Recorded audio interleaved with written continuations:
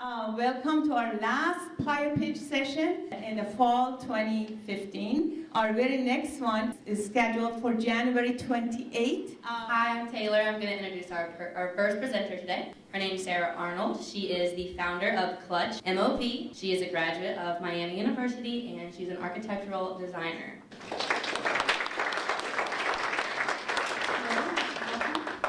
Here on behalf of Clutch MOV, my name is Sarah Arnold, and I'm the owner and founder of Clutch MOV. And just to give you a little bit of background information about myself, I graduated from Miami University of Ohio with a Bachelor of Fine Arts in Architecture. After I graduated from college, I moved to Cincinnati and worked as an interior design assistant and helped with their blog. But the main reason I bring this up is because while I was living in Cincinnati, it was a really interesting time in the city, and there was a lot of creative energy happening. They launched a magazine, an urban flea market. The whole city was changing while I was there. And then I moved back to Marietta in 2012 due to a family emergency and ended up working downtown and finding a job at a local architecture firm. But inspired by the energy I saw in Cincinnati and seeing some of that same energy here in the Mid-Ohio Valley, I launched Clutch MOV because I wanted to showcase the best of the Mid-Ohio Valley and change attitudes. Growing up in southeastern Ohio, I felt like many of us felt like our hometowns were something we needed to escape from, that to stay meant failure. And I moved back here harboring a lot of those feelings, but instead found a community on the rise. I started to see the same creative movements I saw in Cincinnati and young professionals doing amazing things right here in the Mid-Ohio Valley. I wanted to capture that and show it off to the rest of the world because I thought that big things can happen here too, even though we're not a big city. So that leads us to Clutch MOV. We began as an online lifestyle magazine for the Mid-Ohio Valley. This is our website. Many of you might have seen this before. We are all about celebrating culture, community, and creativity in the Mid-Ohio Valley. We describe ourselves as an online and print publication that delivers creative coverage of the Mid-Ohio Valley's rich culture, local flavor, through the eyes of young professionals. We want to make sure that we're highlighting the things that are already here that are important, but also offering a new, fresh perspective. We also provide networking opportunities for new and long-time residents alike,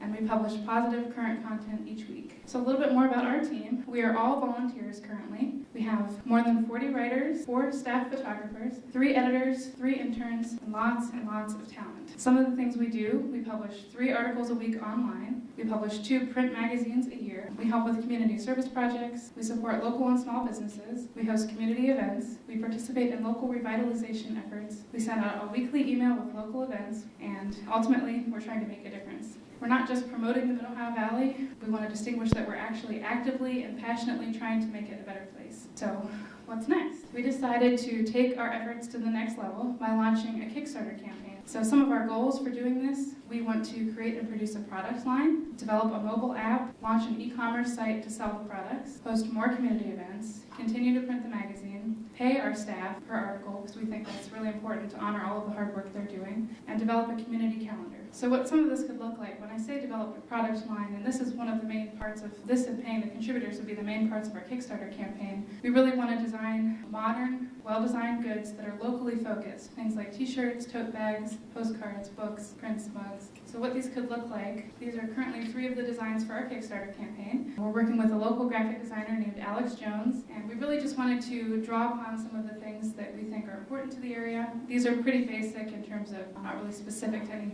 particular landmark, but we really want to get into being really creative with it and seeing how far we can take it. So our approach for our Kickstarter campaign: we want to partner with local businesses for unique, experience-based rewards. Not necessarily every reward is something we could mail to you, but maybe something that you get a ticket to participate in. We want to appeal to large companies through corporate good. For an example, one of our larger rewards would be if a company paid $2,500, we would install, build, fill a little free library and put their name on it somewhere in the community. So that way they can use us as a vehicle to do something good for the community. Our goal is to reach 20% of funding on the first day. That's really crucial to success for Kickstarter. And to do so, we're offering early bird specials and having an early notification program. So the website I brought up a minute ago is somewhere where you can sign up to be notified as soon as we launch that you can be part of that first 20%. We're inviting community partners and key stakeholders to a private launch event. We're using social media to actively promote the Kickstarter campaign every day. So whether we're promoting one of our community partners, a reward, a milestone, motivational quote, we want to make sure that we're reminding people that this is going on. If it seems like we're going to struggle at the end, we're going to host a choose your own reward option to maybe get creative with our reward rewards where someone could bid on an item and then that amount would be donated to the Kickstarter campaign. We are networking statewide in both states to gain outside support so that we're not relying wholly on the Mid-Ohio Valley to fund this project. And we're offering rewards that appeal to a wide variety of potential backers. So we're trying to appeal to every potential person, whether you're a small business, a student, a large business, someone in California, someone in Ohio. So we're different ways that we can get people interacting. So my questions for you would be, what would make you want to back our campaign? Is this something that interests you? What kind of products would you like to see us create? How do you think we can reach out to more backers? And would you use a Clutch MOV app? If you're interested in our campaign, we have the site here, which is www.kickstartclutch.com. And then I'll pull up our social media links and ways you can contact us. Thank you, Sarah, for presenting about Clutch MOV. I'm really excited and passionate about cultivating a community that's engaged with not only members of the Marietta community, but as well as our Marietta College students as well. As far as the social media campaign goes, I'm wondering if you have reached out to any other local businesses to kind of maybe tap into their social media network as well and ask them to promote your Kickstarter on other social media entities as well. We're part of a larger organization in Ohio called Ohio Creative Collective. So I have plans to take over their Instagram account next Tuesday. So I'll have access to all of their followers on Instagram, which is great. I'm also reaching out to Heritage Ohio, who's going to work with us. And there's a network in West Virginia as well that we're trying to tap into. But we're also asking all of our community partners. So some of these experience-based rewards, we're working with different businesses from around the area. And we're hoping that they'll help promote those rewards since it's a benefit to them as well. Currently, it would be, if we were just using our current website, it would be publishing new content. So it would be in a more mobile-friendly way to view it. Currently, our website's not the best on a phone, but it would also include push notifications when we publish new content. But the other side of that is if we launch a community calendar, that would be helpful to have on the app as well. We're working with an app developer, Wheeling, who has done this sort of thing for, they've created Wheelunk and Alkanite, which are Clutch-like sites in West Virginia that launched last November. So it's been a great model for them. They just launched the app, and that's who we would be working with to sort of make sure that it was seamless. I know that there's a lot of people and there's a desire to have Marietta-themed shirts and merchandise. Like I walk around downtown all the time in which people, tourists ask me where to get Marietta shirts. What kind of merchandise or graphics would you be interested in? Because there's a big range of merchandise in the way that it can be designed. So that's kind of a question for everyone. I'm curious about any kind of partnership that you've attempted to build with, say, the city itself and city organizations and county organizations such as the Chamber of Commerce, Convention and Visitors Bureau. Have you built partnerships with them? Are they part of this? I'm just curious how all of that works together. I'm currently not a chamber member yet, but our fall event for Clutch, so one of the events we host, we're hosting a scavenger hunt on Small Business Saturday. So we're working with all three organizations, the Chamber, Main Street, and the CBB, to host a really big Small Business Saturday event. We hope to partner with them more in the future. I'm wondering how you can tap into and engage further with maybe an older demographic, maybe parents or grandparents even. One of the things we're trying to do this fall is really double our writers, taking our staff to the next level and just building up a larger volume of writers. And I think that'll help with just offering different perspectives. Currently, we feel like our content's a little more Marietta biased. That could be because I live in Marietta, although I work in Parkersburg. But we really want to make sure we're equally representing the different cities in the area. So that'll be part of it, is pulling in more people from Parkersburg, but also including different writers who have different experience. I'm from Cleveland, and there's a Cleveland store with different merchandise of different meaningful locations like the Rock and Roll Hall of Fame, as well as phrases that have become known to the city. And I'm wondering if you have any data that supports different locations throughout the Mid-Ohio Valley that are more popular, and if you would put them on different items like t-shirts and mugs. Our next issue, which comes out in a couple of weeks, is local history. So we were trying to get people to tell us what kind of landmarks in the area they attach themselves to through a hashtag MOV history. So we got a handful of responses, probably not as many as we would have liked, but that's something we're continuing to investigate. And I think it helps that all of our staff is really invested in the area, so we get a lot of different opinions just from the 40 plus writers on our team who have different backgrounds and live in different parts of the city, but that's always something we're interested in. And we would like to highlight as many different areas as we possibly can. Can you just explain a little bit more about how the Kickstarter works? So the concept is that you post your campaign, which has to include a video, backer rewards, so that if someone were to donate a certain amount, they get a certain reward in return. You have to reach your full goal in order to get any of the funds. So that's one of the reasons it's so crucial to us to try to reach that 20% on the first day, because if you do that, you're more likely to be picked up by Kickstarter, be seen by more people, and you have a higher success chance. We were trying to think of different things that would appeal to lots of different people. So for Clutch, for a guy, it's the shift stick in the car. For a girl, well, it's the purse that contains the essentials when you're going out at night. But it also means to hold on to something dearly, so that's really the meaning we were going for the most. While it sounds kind of funky to some people, I think it really resonated well with us, and we've stuck with it ever since. I just have a question about what would you put on the app? Like, what kind of services or things would the app offer? That you would get a notification when we publish something new, and also that it would be a little easier to read. But if we add a community calendar, that would be another service that would be added. We're considering being the platform to attach to our site, since we already have a following and are seen as the source for that type of thing. What are your revenue streams currently? Do you have advertisers? How do you produce revenue at this point to support what you're doing already? To publish the magazine, we sell advertising in each issue that covers the cost of ordering the amount of issues we'd like to sell. And then when we sell those, we have a little bit left over that we can then put towards the next issue. But we believe that launching a product line would really take it to the next level and allow us to not rely so heavily on that advertising, and that we might be able to self-sustain. It's really important to us that we self-sustain so that after the Kickstarter, we don't have to do that ever again. There's the possibility of us having our own storefront in the future, so our goal would be to be able to have everything all together as well. Yes, we've talked to several that are interested. I don't think that'll be a problem, but we would like to explore having our own space first. But if that doesn't happen probably by next May, then we would be dispersed through a couple different stores in the area. We have looked into switching to Squarespace. Actually, our e-commerce site would be Squarespace. The only problem with switching currently is that formatting for the articles, I'm not sure will cleanly transfer over, so we could have to go through all 250 articles and reformat. I know I also follow Save Play Bag, okay, and I like some of their designs too, and some of them are kind of similar, so maybe kind of drawing upon that, but making it more like Mid-Ohio Valley. But I also think that incorporating different phrases that might be close to home within the Mid-Ohio Valley might be a great way to advertise on those t-shirts. What I'm curious about is from a lot of you in the audience, where do you actually learn about what's happening in our community? I oftentimes have a hard time finding out what's happening, especially at a short moment's notice. All of a sudden I might want to go out on a Friday night. Where's the hot spot? Where are things actually occurring? And so I think a community calendar that has the potential to have things pop up on there at a moment's notice. For example, all of a sudden there's this major fun time happening downtown at a particular place, and that pops up on your phone or whatever it is through the app. That could be valuable. So I suppose if anybody wants to add how you actually currently get what's happening in the community, I think that would be valuable. How will this work?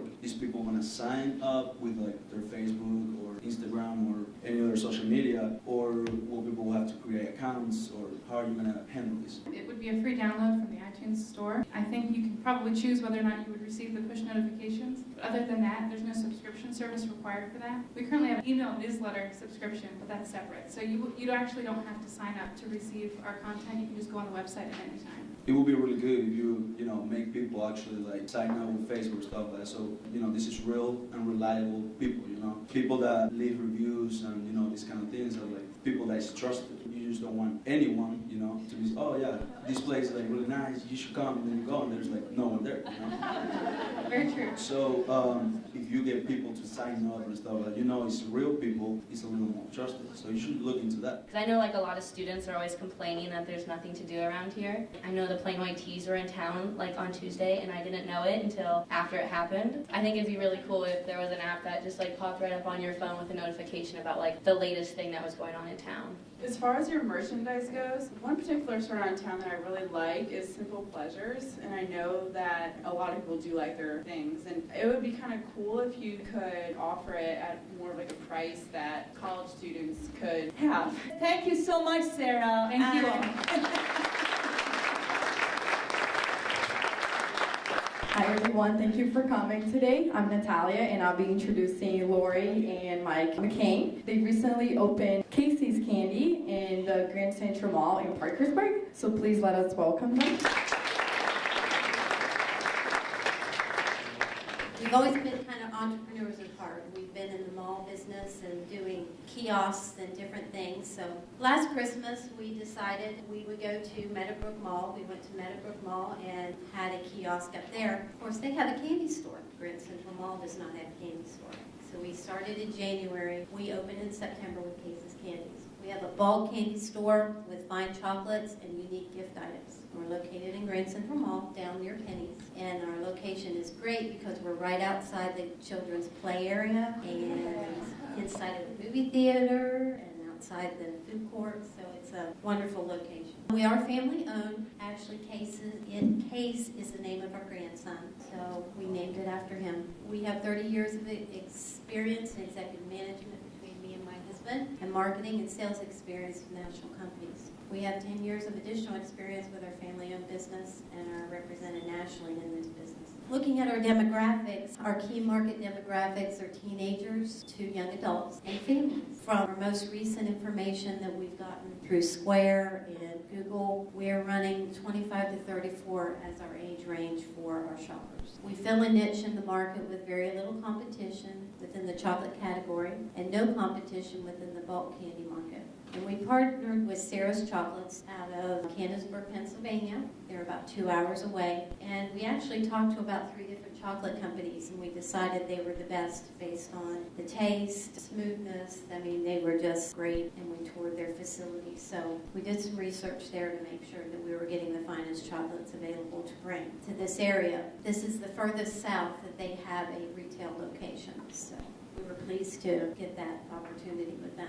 Our branding process was developed with a regional and national intent to expand into franchising our brand within the Mid-Atlantic and Southern markets. So we're trying to look at the big picture. We had hoped that what we do would be done well. We've actually gotten some notice from Limshire, which is the owner of the mall. They really like our concept and potentially may have some things to go further there. We've marketed through Twitter, Instagram, Facebook, and our website. We've done some radio spots. Currently looking in to do some targeted television ads on specific programming. Well, as you can see, this is the front of our store. We took our time to try to come up with a design and an appeal that would go just not only locally but regionally and throughout the nation. We offer a variety of different opportunities for kids, young families. We have additional party room within the store located. So we have characters that will come and stand outside and try to draw those kids in and parents in. Here you can see we've decorated for Christmas, a young couple. That was actually our first customer. It was like a $46 sale too. Yeah. We were really happy. So that's always good when we first go around, right? That's kind of the age category that we're seeing. You know, it's kind of backed up by some of the data that Laurie discussed earlier. This store was small, kind of an awkward space within the mall, and it had not been rented for 4, 5, 6 years due to the layout of the store. Worked pretty good for us. We tried to find a space that was not too big, too overwhelming. Even though you may have a lot of product, it looked like it was sparse. We visited several candy stores throughout the last year, and it seemed that was a pattern. Most of the stores were very big. They had a lot of product, but didn't look like they had product. So we went the concept a little bit smaller, narrow store, so it looks like we have a lot of inventory and it's full at all times. Again, here's some of the chocolates that we offer. We offer individual pieces as well as box chocolates. The great thing about this is some of us that are my age or older remember going into any department store that you might go to, and they always had a candy counter where you could get 1 or 2 of this and 2 or 3 of that. So that's what we've brought back so that you can get all the favorites that you want. Just kind of on a side note too, our original thought process when we started this was much different than what we ended up with. Through many conversations with the owners of Sarah's Chocolates, we went this direction based on obviously their experience of the last 40, 50, 60 years of being in the business. Our original plan was modified pretty quickly after having those conversations with them. Again, from the color scheme to the layout to the product that we chose. Here on the left, you can see we sell bulk candy, which most of the kids go for. That's the way we started. We wanted to do the bulk candies. And then the chocolates kind of, as we progressed, came into more play. And then we wanted something that was not mass-produced. This company that we partner with is about a $60 million company. They actually start and they have their own buyers from the cocoa bean manufacturer all the way through the end product. And it's family-owned, 3rd generation. They're very detailed and it's a close proximity to where we're at. So if we run out of product, it's very easy to get to and restock easily. And on the right, you can see the specialty chocolate there. So they do a lot of form chocolates. This is called a bash cake for birthday parties. A lot of kids, parents buy this. It has a small hammer with it. You break it open and it has surprises on the inside. This one actually has miniature chocolate pretzels in it. We do have a room that we have designated for parties. Currently, it's more geared towards the children. Most of those parties are from 3, 4-year-olds up into 10, 11, 12-year-olds. We're thinking about expanding into more of the adult side of things, such as wine tasting and those kind of things. We have a machine that they can The kids can come in and build a bear so they can kind of stuff their own animals and that kind of thing as well. Just recently, we've been open 2 months. We have reached out to the media from radio, TV, those types of entities, and gone to visit the marketing directors and salespeople managers to present our product, get them enticed to come to us. Our second wave of that is going into corporate facilities, from attorneys, manufacturing companies, trying to hit them before the Christmas holidays. So as they have clients, those types of entities, they can, hopefully come to us and purchase those products. This is the one we used for our grand opening, that I went around to the different media outlets, went to all the radio stations, the TV stations, and cable companies. And then this here is what I've recently taken around to people for corporate business, and I actually got one already that's going to place an order for 15 boxes, so about $25 a box, so that's a pretty good order. We've also started a loyalty program, so as you come in, if you're not signed up, we will sign you up at that time. We actually can track those sales and purchases you make. This program, as you purchase up to $200, you get a $15 rebate on future purchases. So far it's worked out pretty good. I think we've got about 180 customers. Based on our information we have through our system, we have about a 28% return over the last 2 months, so we have a pretty good return rate for people coming in additional purchases. And the good thing about this is all through Square. They can click this and it can go right to their credit card, so when they come in, they don't have to worry about having anything. It just comes off based on their credit card. Or they can bring in the code and just show us, and we do that. The other thing I did is last weekend, for everybody that was on my loyalty list, I gave them 10% off, and I could do it over like 3 days. So those are people that were in our program got a special perk for just that weekend. So we're trying to look for better ways to utilize our social media, how to increase those followers and participate in increasing our sales. And the idea is how we can hit that category of age group. It seems like the mid-20s to late 30s is kind of where most of our return customers are, and being able to hit that market. And most of those, they're starting families at that age too, so being able to hit that age bracket, they could be return customers on a weekly basis.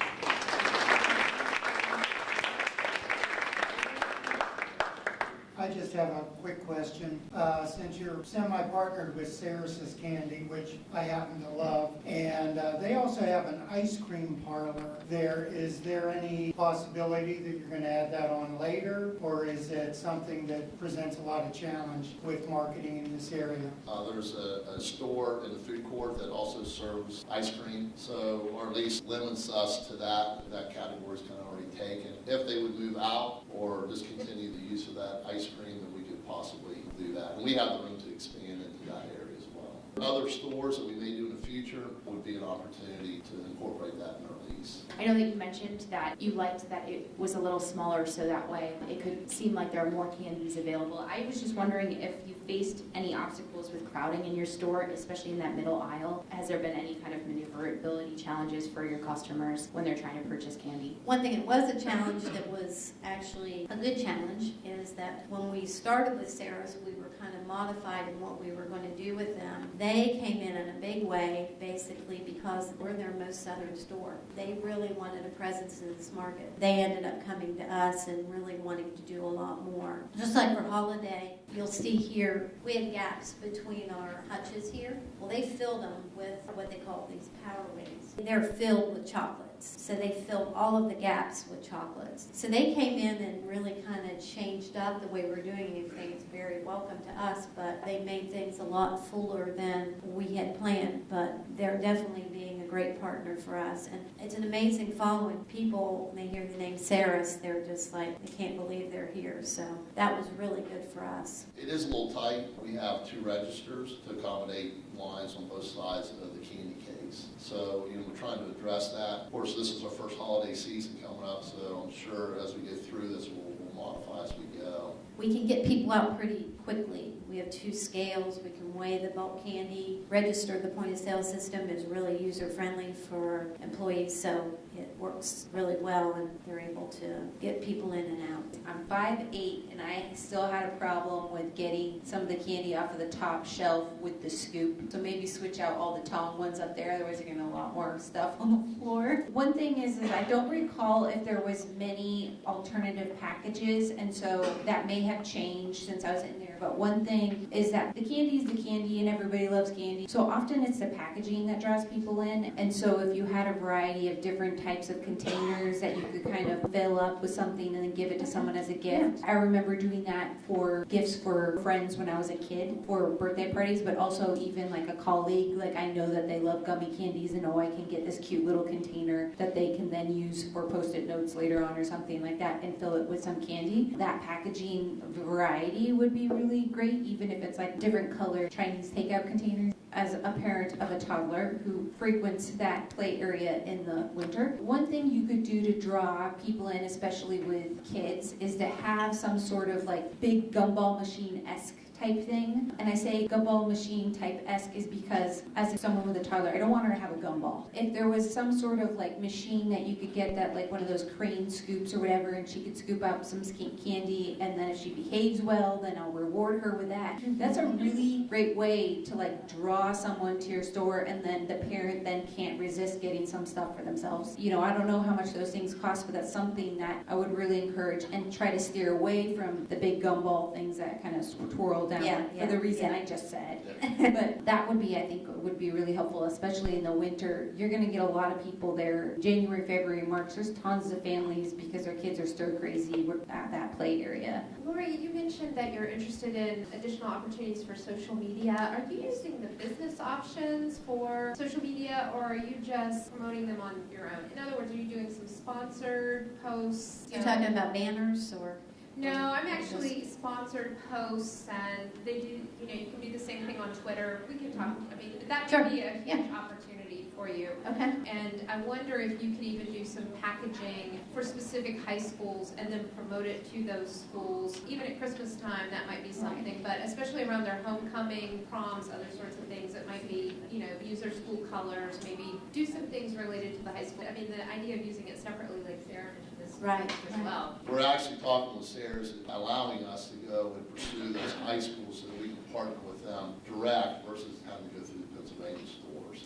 But it's kind of two-edged because it is good too because people know about Sarah's, and that's a short amount of time for fundraising, and then people still want Sarah's chocolates. You wanted to attract a younger demographic. I think that your labeling as far as Case's Candy and your store is very inviting for a younger demographic. I was just wondering if you guys had like a labeling machine or anything that could kind of create a consistent, exciting label for all of the candies, because I did notice that the print was just kind of on white paper and with maybe a black font, and then there was one with red, so maybe kind of creating a consistent label. I think that that would be visually inviting. We opened in September. It goes right into Halloween, Thanksgiving, Christmas, Valentine's Day, Easter, Mother's Day, Father's Day. So you got one thing after another. So yeah, we will be doing that. One of the other things we've done just in a short amount of time is if we have a slow day, we do samples, so we'll have someone stand in front of the store, and we also will discount a certain item like the pretzel, $1 off a box or whatever, to try to increase our sales on that particular day if we're a little slow. Well, you know, Glimcher, they've just merged with another large developer. I think there's, 180 malls total, plus a lot of, shops. They've approached us about doing some additional stores in the Kentucky market, Virginia market. It's a little early for us to make that decision, just based on, we want to make sure this one works, But they like our concept. We tried to bring it, like we said, with a name and a look, so it doesn't look locally owned. It looks more like a corporate store, so we do have those opportunities, though. I just had a suggestion, maybe doing like online ordering and have like deliveries and catering, birthday parties and stuff like that. Yeah, we do birthday parties. We have actually had 2 people come to us for weddings, so we're doing a little bit of that, but we are doing deliveries, and we'll do those for the holidays as well. The great thing about the chocolates, those are shipped nationwide. I know there's like a pottery place in the mall. Maybe you could partner with them and do pottery painting with like candy and wine or just something like that. Those kind of big events are going to draw attention, especially if you promote them through social media. That'll get you more followers, just kind of boosting posts and things like that. I don't really watch TV. I believe not much of younger people watch TV, more like Netflix and these kind of things that you cannot really advertise on that. You should use this capital, which I'm pretty sure is pretty expensive, more into social media. Radio, people that'll go to work in the morning or coming back from work. Normally people listen to the radio, and social media is something that is easy to access. It could spread a lot more than just in one region. Yeah, and I think that's our challenge, is how do we reach people on social media, because just like Julie said, if you have to pay to get your name in a sponsored situation to get the followers and get the response. You guys should like get probably meetings from here from the school. They could help you out and you could help us out as well. So that would be something that you should look into it, make an internship for like somebody that will take care of the media and try to do all these kind of things. You could target the area, and so you can more specifically target your local area on Facebook, and they can help you do that. But quick thing about the catering candy bar is you should partner up with the student organization, and during finals week have a candy bar for the students. I'm sure they will be all sugared up and they have like $5 to spend. And so that's something that you could promote yourself out for the college area to promote during certain weeks. Who says no to a candy bar? I mean, really. As far as the social media goes, I was thinking about doing a lot on Instagram, because then you can reach a younger demographic, I guess, but then you can also link it right to your Facebook page so that you're killing two birds with one stone. And I know a lot of people, Clutch MOV for example, like they do Instagram contests, like the CVB, they do Instagram contests. Everybody is always taking pictures with their phone, they're tagging themselves in every single place they go. Do some kind of contest that when they come into your store, have them check in, have them post a picture of the candy that they got, and do some kind of like little contest where you can do a random drawing and be like, oh, out of like this month, we'll pick one person to get like this little prize or something like that. People trust their friends. They trust their friends' reviews of places. It's all word of mouth. That's huge. And then the other thing I thought of was just having like a little deal of the week. Just pick like one specific item and be like 10% off or something small like that, but it does make a difference. That's something you can post on social media to kind of keep going with it. Like if you did like a little punch card or really anything like that. A good idea would be to maybe post different like recipes on Instagram using your candies, because I really like to cook. I know people in my family like to cook, and that would make people go into the store, especially if you had a really unique candy that you can't get at Putnam or Walmart. That would be a really good draw. We have chocolate rocks, we have starfish, we have dinosaurs, we have unique things like that. We've had people come in for cakes. I have a couple suggestions. I'm not sure exactly like if you're constantly advertising over the radio or not, but I do think that for the moments that you are, maybe to advertise typically whenever you are actually holding an event or there's some type of special discount, because I think when people hear on the radio about a business, then they know about it, but they're not really as intrigued until they hear something different or special. And also, I do know like with Bath & Body Works or other large businesses that when you go make a purchase, oftentimes they'll slip something in your bag, whether it's a discount or just something to notify you of what's going on. Maybe that will work for expanding your social media following. Another thing is, I'm not sure how you would go about like distributing for this, but I do know where my dad works around the holidays, which I think is like a really good time to be advertising. Businesses will come, or the business itself will choose some type of candy company, or I know for Thanksgiving they'll get turkeys and stuff, and they'll actually give those out to the employees that work there. So maybe if you want to contact some small businesses that would be interested in doing that, and as long as you maybe have a good, like the same things that you would put in your bags for the customers that have like a graphic of what exactly you're selling, your discounts, your social media, all of that on there, then those employees of that business will also be getting the same information. I mean, I feel like maybe you just post pictures of chocolates, but I'm not really sure, so just kind of how you use those. We did do a contest on Facebook. You had to like the page and make comment, and then we ended up picking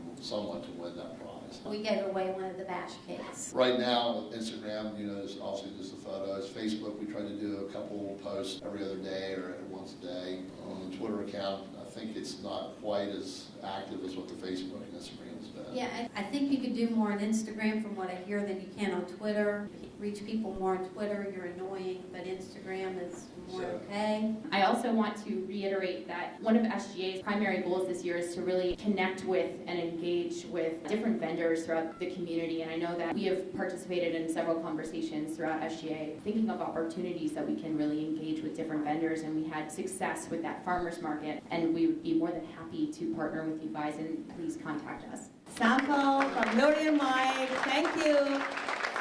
See you in January. Thanks so much.